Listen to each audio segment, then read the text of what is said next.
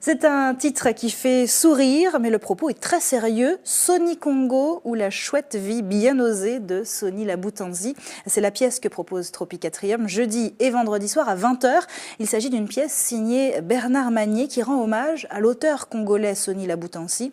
Le spectacle mis en scène par Hassan Kassi Kouyaté nous parle d'injustice, de mauvaise utilisation du pouvoir ou encore de colonisation des esprits.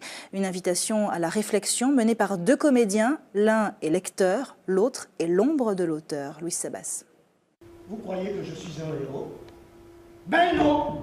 Je suis simplement la réponse. Une réponse aller-retour. Vous croyez à la marche arrière, n'est-ce pas? Non, les hommes de mon calibre n'ont pas de marche arrière. Ils défoncent, ils cabossent. Vous vouliez me posséder? Pas vrai?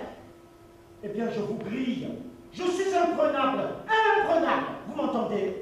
On a un lecteur amoureux de Soni, amoureux de l'écriture de Soni, amoureux surtout de la pensée de Soni, qui parle au spectateur. C'est-à-dire, c'est le lecteur qui est en temps réel dans l'action avec le spectateur. Et plus il avance dans l'écriture, plus il avance dans la lecture de Soni, plus il avance dans le témoignage de Soni, il arrive à convoquer ce dernier. J'étais plutôt un petit fragile, on m'appelait comme ça. Fragile.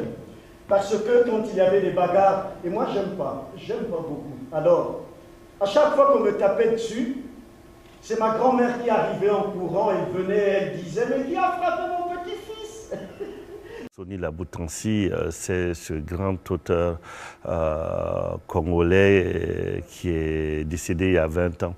Il parle de la colonisation des esprits d'abord, la colonisation des esprits. Comment le fort, entre guillemets, essaie de s'emparer de ce qu'il pense être le faible. Et comment aussi il me montre dans ses pièces comment c'est une illusion de force que celui qui pense qu'il est fort a, et l'illusion de faiblesse, parce qu'il montre que le faible n'est pas celui qu'on croit aussi. L'on sait que dans la pratique de l'existence, ce sont les couilles et le ventre qui bougent avant tout le reste du corps. Oui, un drôle de gars qui aime les mots et que les mots aiment bien aussi. Tous deux, ils sont complices, ils jouent, ils s'amusent. On ne tire rien de moi si l'on ne me laisse pas ma petite fonction de farfelu.